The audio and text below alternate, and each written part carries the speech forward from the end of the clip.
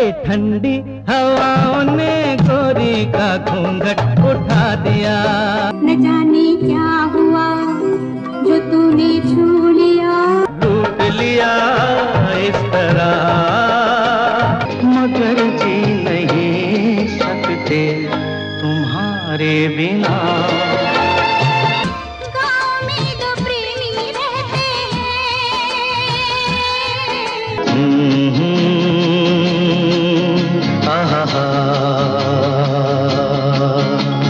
फिल्मी किस्से बाय राकेश में आपका स्वागत है।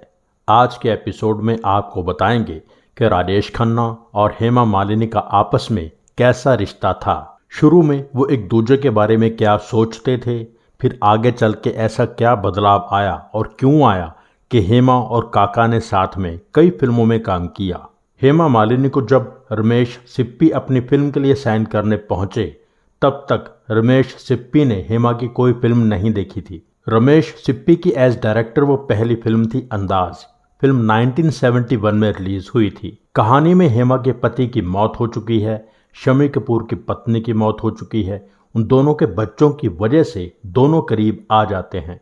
फिल्म बहुत अच्छी बनी थी, हिट भी थी। राजेश खन्ना ने हेमा के पति का रोल निभाया था जिसकी मौत हो जाती है। बेहद फेमस गाना है जिंदगी एक सफ़र है सुहाना। जब इस फिल्म में राजेश खन्ना काम कर रहे थे, तब तक इंडस्ट्री में वो सुपरस्टार कहे जाने लगे थे। जनता में उनके लिए दीवानगी पूरे जोरों पर थी। इस बात का असर उनके अपने ऊपर भी था। हेमा ने अंदाज की शूटिंग के दौरान ही राजेश खन्ना के स्टारों वाले नखरे और एटीट्यूड देखा था। सेट पर दोनों में कोई बात नहीं होती थी। ऐसा लग रहा था कि हेमा और राजेश खन्ना आगे चल के कभी भी साथ में काम नहीं कर पाएंगे। हेमा ने अपनी बुक में लिखा है कि मुझे नहीं याद असली कारण क्या था, पर काका मेरे साथ शुरू में अजीब तरह पेश आते थे। सेट पर कई लोग उनको खुश रखने की कोशिश करते थे, पर मैं उनको भाव नहीं देती थी। कुछ लोग मेरे बारे में काका के कान भरते रहते थे, कुछ लोग मेरे पास आके काका की बुराई करते रहते थे। काका को लगता था हेमा घमंडी है, हेमा को लगता था काका घमंडी है, बाकी लोगों को लगता था दोनों घमंडी हैं। लेकिन ये इंटरेस्टिंग बात रही कि राजेश खन्ना और डिम्पल कपाड़िया की शादी में शामिल होने वाले चुनिंदा लोगों में हेमा मालिनी भी थीं। ऐसे में हेमा मालिनी को राजेश खन्ना के साथ फिल्म ऑफर हुई प्रेम नगर।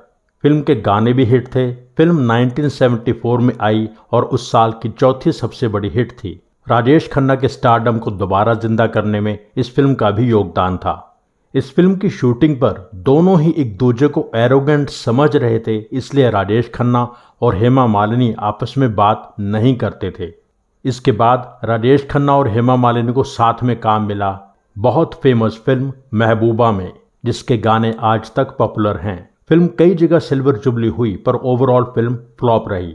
लेकिन तब तक राजेश खन्ना और हेमा मालिनी के बीच नॉर्मल प्रोफेशनल बिहेवियर होने लगा था। दोनों जान गए थे कि हम दोनों ही एक दूसरे को गलत समझ रहे थे। ये अपने आप नहीं हुआ था, इसका कारण था डिम्पल कपाड़िया। डिम्पल कपाड़िया शुरू से ही हेमा की बहुत अच्छी दोस्त बन गई थीं। उनकी दोस्ती की बात आपको इस एपिसोड में डिटेल में बताई है। डिम्पल कपाड़िया की वजह से ही हेमा को राजेश खन्ना के बिहेवियर की थोड़ी समझ आने लगी थी। उसके बाद राजेश खन्ना और हेमा ने कई फिल्मों में साथ काम किया, जिनमें खास थीं बंदिश, कुदरत, दर्द, राजपूत। 1985 राजेश खन्ना के लिए ठीक रहा। कहते हैं इस साल बाबू में हेमा ने राजेश खन्ना की वजह से एक रोल किया था। दुर्गा में राजेश खन्ना ने हेमा की वजह से एक रोल किया था। उसी साल की फिल्म हम दोनों में दोनों साथ में थे। राजेश खन्ना के गुजर जाने पर हेमा ने उनके बारे में खुल के बोला था। हेमा ने कहा था, दुख की बात है कि आज राजेश खन्ना हमारे बीच नहीं है। मुझे लगता है वो हमेशा अकेले ही थे और जल्दी ही इस दुनिया को छोड़ गए। मैंने उनके साथ कई फिल्मों में काम किया। दर्शकों को हमारी जोड़ी बहुत पसंद आती थी। राजेश खन्ना के साथ की फिल्मों में महबूबा मेरी फेवरेट है। आखिरी बार मैंने उनके साथ पाप का अंत फिल्म में काम किया था। उन्होंने फिल्म में एक कैमियो किया था। लोग उन्हें एरोगेंट समझते थे।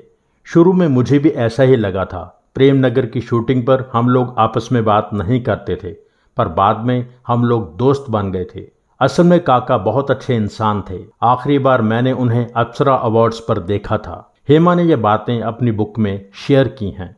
Hema Malini beyond the dream girl, an authorised biography by Ram Kamal Mukherjee.